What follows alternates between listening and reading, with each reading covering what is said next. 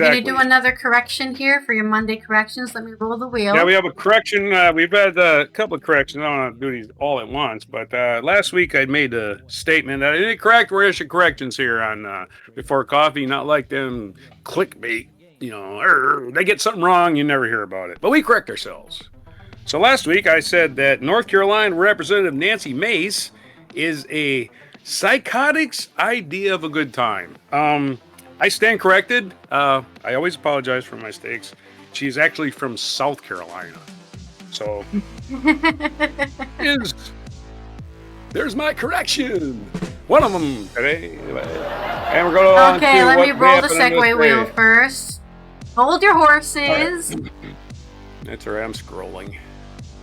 There's a lot We've got a mixed metaphor. Now, let's get into This Day in History.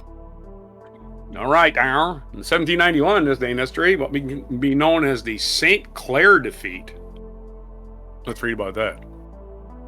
U.S. General Arthur St. Clair was beaten by the British-supported Northwest Indian Confederation. Sucks for you, dude. 1842, future U.S. President Abraham Lincoln married Mary Todd. Yep. That's the day they got married in 1842. 1908, British scientist Joseph Rotblat was born. A great name, Rotblat. If your name's Rotblat, change it. A leading critic of nuclear weapons who jointly with the Pugwash Conference. Geez, everything got a terrible name with this guy. With the Pugwash Conferences, won the 1995 Nobel Prize for Peace. Well, good for him. He's a peaceful guy. Pugwash Conferences. Jesus. 1922, British archaeologist Howard Carter discovered the tomb of Egyptian pharaoh Tutankhamun, King Tut. And of course, the curse that came with it, he started to grow hair on his eyes. I don't know. There's probably a curse or something. 1924, American politician Nelly Tallow Ross became the first woman to be elected governor of a U.S. state, Wyoming. Yeah, Wyoming used to be a progressive state, not just a bunch of ranchers that go, we want these people to work for us, but we don't want them to have any rights. That's Wyoming now. 1946, UNESCO was officially established as a constitution, entered into force. UNESCO, yeah, Constitution for the UN. This specialized agency of the UN called for the promotion of international collaboration in education, science, culture.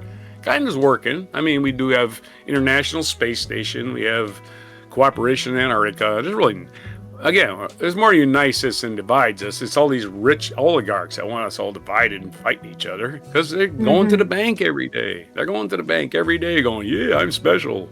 You're not special. You're just a rich asshole. Back to the stories. 1979, the hostage crisis in Tehran began as U.S. Embassy in Tehran was seized by Iranian militants, a move sanctioned by Ayatollah Ruhollah Khomeini, and that led to 1 year later, exactly 1 year later, Ronald Reagan was elected the 40th President of the United States. No coincidence, Ronald Reagan was working actively to keep the hostages in captivity the entire time he was running for president. He was keeping them there because he wanted to win the election. Ronald Reagan's a giant piece of shit. Don't ever forget, he kept those hostages there until Inauguration Day, because Ronald Reagan is a pile of shit. I mean, you can sit there and defend Reagan to me all day. I ain't hearing none of it. He was terrible. 2001, the first film, speaking of terrible people, the first film adaptation of J.K. Rowling's best-selling Harry Potter series, Harry Potter and the Sorcerer's Stone, premiered in London. Yay for her pocketbook. 2008, the Democratic politician Barack Obama became the first African-American to be elected President of the United States. Well, that was a good day in history. So there's your good news. One of the best days in the history of the United States. Unfortunately, it's also shared with Reagan getting elected 28 years earlier.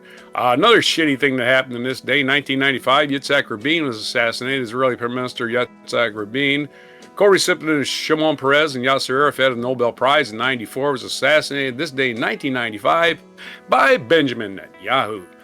And that's who actually did it. That's who's actually behind it. Let's not fucking pretend it's not real. He had him killed. Again, he was talking about it before it happened, and it happened. I imagine that.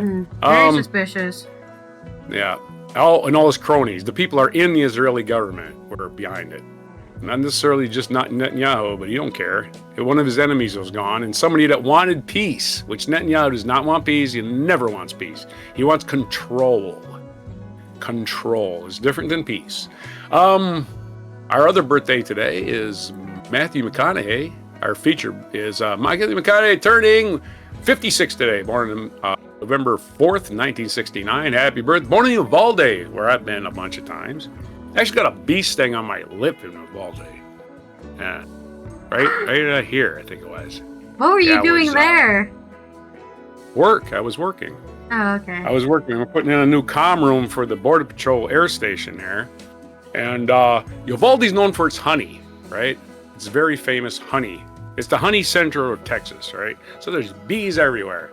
So I had my energy drink sitting on a desk, somebody's desk, and a bee was in there. I didn't know that. Took a swig of my energy drink, and a bee stung me on the inside of my lip. The classic, yeah. I think everyone's experienced this, sadly. Everybody's working. All of a sudden, I'm spitting my drink across somebody's desk, and what are you doing? I got stung by a bee. Anyway, good thing there was ice there. There was an ice machine, so I got right on the ice machine. Yeah, that was terrible, man. I'll never forget that. Getting stung on the lip, you remember that. 1946, the birthday. Other birthdays today is Laura Welch Bush, the former First Lady, born in 1946. Tony Abbott, Prime Minister of Australia, born in 1957. Kathy Griffith, American comedian actress, born in 1960s, turning 65. She does not seem that old.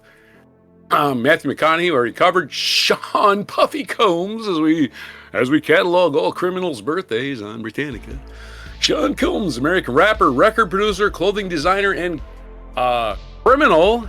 convicted criminal. Happy birthday. He's turned 55 today. All right, and National Day. It's National Candy Day.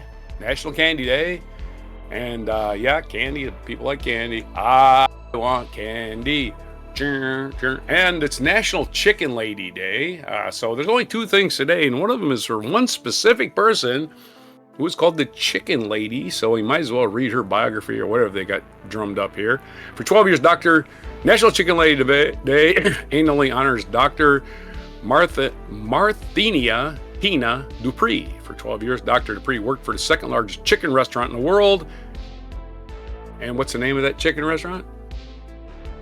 KFC? I don't know. Anyway, we're second largest. Doesn't even mention, right? I guess they're going to get sued or something if they mention it. It makes no sense. Second largest chicken restaurant in the world. As director of community relations and training, she was widely known due to her work in the community. During a time that through her work as a community and people she helped, she bring home as a chicken lady. Yeah, so really nice lady who did a lot of charity work. It's her day today, along with candy. So those are your mispronunciation, haikus, your limericks, your absolutely horrible pronunciations. I will apologize for everything. For Good Tuesday News Day, October, or November as we started calling it recently, November 4th, 2025, and before candy. I want candy. Don't forget chicken, dude. Chicken. Eat some chicken. Candy and chicken. Well, there we go. We're done. We have, I would say, bit off. Not enough. Because we still need to, instead of bit off more than we can chew, we haven't bit off enough. We need to keep saving those animals and the environment with guns a-blazing, specifically at billionaires.